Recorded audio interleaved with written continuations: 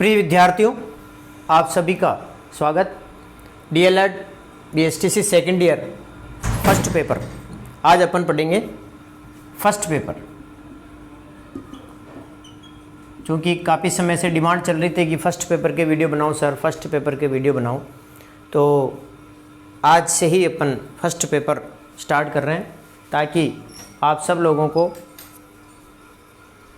इस प्रथम प्रश्न पत्र का अच्छी तरह से आप अध्ययन कर सकें। अपना जो फर्स्ट पेपर है उसका नाम है बच्चे और सीखना। ये फर्स्ट पेपर है डीएलएड सेकेंड ईयर का, और इसमें यूनिट 1 पढ़ने जा रहे हैं अपन, सीखना, लर्निंग। अब आपको जो कुछ भी सीखना है, समझना है, वो बच्चों के संदर्भ में सीखना है। क्योंकि बच्चे और सीखना, अपनी बुक का नाम ही क्या है, तो इस पर सारा आप देखोगे तो बच्चे सीखते कैसे हैं, है ना, लर्निंग प्रोसेस कैसे रहता है, सीखना को प्रभावित कैसे करने वाले कारक कौन कौन से हैं, बच्चे कैसे जल्दी सीखते हैं, किस प्रकार, सारी चीज़ें आपको इस पेपर में सुनने को मिलेगी। तो आप अपने दिमाग में ये बिठा लें, अपने जहन में ये बिठा लें कि बच्चे, मैं क्लास में हूँ, बच्चे मेरे सामने हैं, और अब बच्चे किस प्रकार से सीखेंगे, कौन सी चीज़ें ऐसी है, कौन सी बातें ऐसी है जिससे बच्चे नहीं सीख पाते हैं, उन सब को अपन इसमें पढ़ेंगे। कौन से कारक प्रभावित करने वाले कारक हैं, ये सारी चीज़ें अपने को मिलने वाली। तो अपन इस क्लास में पढ़ने जा रहे हैं इकाई 1 सीखना। पहला क्वेश्चन, ज्ञान का अर्थ क्या है। ज्ञान बहुत बार सुना होगा आपने। ज्ञान जो है इंग्लिश में इसको बोल सकते हैं अपन नॉलेज। KNOWLEDG, knowledge. तो अपन देखें तो ज्ञान शब्द संस्कृत भाषा के ज्ञा धातु से बना है। ज्ञान है ना, ज्ञा धातु से बना है, संस्कृत भाषा के शब्द से कि धातु ज्ञा धातु से बना है, जिसका प्रयोग हम जानने के अर्थ में क्या जाते हैं, टू नो, है ना। ज्ञान, ज्ञा जो धातु है, ज्ञात, है ना, जैसे टू नो, जानने के अर्थ में किया जाता है। अंग्रेजी में नॉलेज कहते हैं। ज्ञान से अभिप्राय किसी व्यक्ति, वस्तु आदि के बारे में जानकारी रखना ही ज्ञान है। यानी कि मैं जानता हूँ कि मुझे कहाँ जाना है, उस व्यक्ति के बारे में मैं जानता हूँ, तो मुझे उस व्यक्ति के बारे में ज्ञान प्राप्त है। यानी किसी भी व्यक्ति के बारे में, किसी भी वस्तु के बारे में, जिस व्यक्ति को उसके बारे में जानकारी है, वो ही ज्ञान है। समझ में आ गया। शब्दकोश के अनुसार, डिक्शनरी के अनुसार ज्ञान का अर्थ इस प्रकार है। देखो डिक्शनरी क्या कहती है, सूचना के अर्थ में किसी प्रकार की सूचना अथवा जानकारी प्राप्त करना ज्ञान कहलाता है। सूचना के संदर्भ में, इंफॉर्मेशन के संदर्भ में, यानी कि किसी भी प्रकार की हम सूचना या जानकारी रखें तो वो ज्ञान है। दूसरे संदर्भ में देखें, सीखने के संदर्भ में, लर्निंग के संदर्भ में देखें तो अनुभव और प्रशिक्षण के आधार पर मनुष्य जो कुछ भी सीखता है वह ज्ञान है। जैसे मैं आपको सिखा रहा हूँ, मैं आपको पढ़ा रहा हूँ, तो आप क्या कर रहे हैं, इसके बारे में ज्ञान प्राप्त कर रहे हैं। यानी हम अनुभव से, कुछ तो व्यक्ति एक्सपीरियंस से सीखता है, कुछ व्यक्ति इसको ट्रेनिंग से सीखते हैं। तो वो ट्रेनिंग और जो एक्सपीरियंस है उसके आधार पर मनुष्य जो कुछ भी सीख रहा है वो सब ज्ञान है। ऐसा डिक्शनरी शब्दकोश के अनुसार है। तीसरा है जो ज्ञात है। जो कुछ हमें पहले से ही ज्ञात है वो भी ज्ञान कहलाता है। चौथा, विश्वास के संदर्भ में अपन इसका देखते हैं। तो जब हम अपने तर्कपूर्ण चिंतन, मनन, अनुभव के आधार पर विश्वास अर्जित कर लेते हैं तो वह ज्ञान कहलाता है। हमें विश्वास हो जाता है, हम मनन से, अनुभव से, तर्कपूर्ण चिंतन से हमें विश्वास हो जाता है, वह ज्ञान कहलाता है।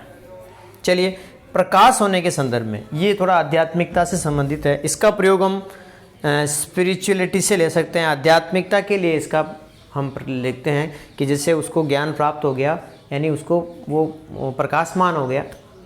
तो ये है इम्पोर्टेंट क्वेश्चन, इसको आप महत्वपूर्ण प्रश्न लगा लीजिए, क्योंकि ये ज्ञान जो है ना, ये आपके एक सिलेबस में है, इम्पोर्टेंट क्वेश्चन है। इसको आप नोट कर लें, अच्छी तरीके से याद कर लें। दूसरा क्वेश्चन, बच्चे में ज्ञान का निर्माण कैसे होता है? ये प्रश्न भी आने लगेगा क्योंकि बच्चे के संदर्भ में कि बच्चों में ज्ञान का निर्माण कैसे होता है। तो देखिए, ज्ञान का निर्माण बच्चों के मस्तिष्क में उत्पन्न होने वाली विभिन्न प्रवृत्तियों, विचारों के मिले जुले स्वरूप से होता है। बच्चे को ज्ञान कैसे प्राप्त होगा कि वो क्या करेगा, उस बच्चे के यदि मस्तिष्क में ज्ञान का निर्माण, बच्चे के मस्तिष्क में, बच्चे के माइंड में उत्पन्न होने वाली विभिन्न जो प्रवृत्तियां हैं, बहुत सी जो टेंडेंसीज हैं, जो माइंड में उसके विचार हैं, उनके सब के मिले जुले स्वरूप से ही बच्चे के मन में, बच्चे में ज्ञान का निर्माण होता है। क्वेश्चन नंबर 3, ज्ञान प्राप्ति एवं सीखने सिखाने के महत्वपूर्ण तरीके कौन कौन से हैं? ज्ञान प्राप्त बालक कैसे करेगा, कैसे सीखेगा और किस प्रकार से वो दूसरों से सीखेगा और सिखाएगा, उसके कौन कौन से तरीके हैं? ये देखिए, बच्चे के संदर्भ में लेना, आपको जो कुछ भी पढ़ना है इस किताब में, इस पेपर में, वो बच्चे के संदर्भ में पढ़ना, चिल्ड्रन के संदर्भ में पढ़ना, स्टूडेंट के संदर्भ में पढ़ना है। देखिए, वो बालक किससे सीखेगा? ऑब्जर्वेशन से सीखेगा। बालक अवलोकन, तर्क करना, समीक्षा करना, बातचीत करना, चिंतन करना, प्रयोग करना एवं परिवेश में भाग लेकर के और अभिव्यक्ति के तरीके खोज करके अनुभव करना आदि से बालक ज्ञान की प्राप्ति करता है, सीखता है ज्ञान को। ये तरीके हैं। ये क्या है? ये तरीके हैं। तो ऑब्जर्वेशन, बालक देख के सीखेगा। जैसे हम यदि उस बच्चे को पतंग के बारे में पढ़ा रहे हैं, वो अवलोकन करेगा, उसका आकार कैसा है, वो क्यों उड़ता है, तो अवलोकन करके सीखेगा।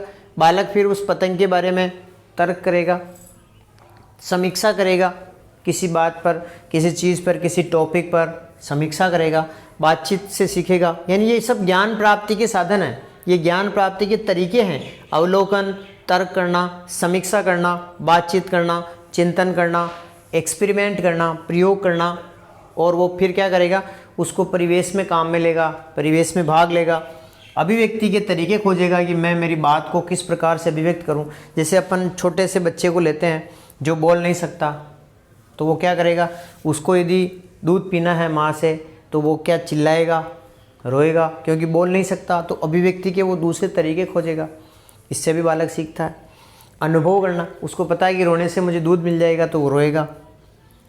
अनुभव करना, एक्सपीरियंस लेना, ये सब क्या है, ज्ञान प्राप्ति और सीखने सिखाने के महत्वपूर्ण तरीके हैं, कारक हैं। चलिए क्वेश्चन नंबर 4, ज्ञान मीमांसा की अवधारणा को स्पष्ट कीजिए। ज्ञान क्या होता है ये तो अपन ने पढ़ लिया। ज्ञान मीमांसा दर्शन का वह भाग है जो ज्ञान एवं जानने से संबंधित है। ज्ञान मीमांसा दर्शन का वह भाग है जो ज्ञान एवं जानने से संबंधित है। यह प्रश्न करती है, ये ज्ञान मीमांसा ये प्रश्न करता है कि सत्य क्या है। ये प्रश्न करता है कि सत्य क्या है, ट्रुथ क्या है, सत्य क्या है, तथा हम ये कैसे जानते हैं, इस सत्य को कैसे जान सकते हैं, और हम जानते हैं। ये चीज़ें ज्ञान मीमांसा में होती है। सत्य क्या है, व्हाट इज़ ट्रू, सत्य क्या है, उस तक कैसे पहुंचा जाता है, यह जानकारी जिन विधियों द्वारा संभव है उन पर प्रकाश डालना ही ज्ञान मीमांसा का मुख्य प्रयोज्य है। आप याद कर लें, इंपॉर्टेंट क्वेश्चन है। अब आता है 5वां क्वेश्चन, व्यक्तिगत ऐसे कारक कौन कौन से हैं जो बच्चों के सीखने को प्रभावित करते हैं। कौन कौन से ऐसे पर्सनल फैक्टर्स हैं जो बच्चों को सीखने में प्रभावित करते हैं, उनको स्पष्ट कीजिए। देखिए, नंबर 1, निम्न कारक प्रभावित करते हैं बच्चों को सीखने में। नंबर 1, आयु एवं परिपक्वता। आप इस तरह से हेडिंग लगा के इसके बारे में आगे और लिख सकते हैं कि बालक आयु अनुसार और उसकी मैच्योरिटी के अनुसार बालक सीखता है। यदि हम 3 साल के बच्चे को, 5 साल के बच्चे को हायर एजुकेशन दिलाना चाहें तो ये थोड़ा असंभव है। यानी कि बच्चा आयु के अनुसार सीखता है, धीरे धीरे स्टेप बाय स्टेप परिपक्व होता जाता है बालक। जैसे जैसे उसकी उम्र बढ़ती जाएगी, बालक परिपक्व होगा, मेच्योर होगा, समझने लगेगा, वातावरण के बारे में वो संघर्ष करेगा, परिवेश के बारे में वो संघर्ष करेगा, परिवेश को जानेगा और फिर वो सीखेगा। तो ये व्यक्तिगत कारण है, उसकी उम्र उसकी आयु और उसकी परिपक्वता। दूसरा आता है शारीरिक स्वास्थ्य।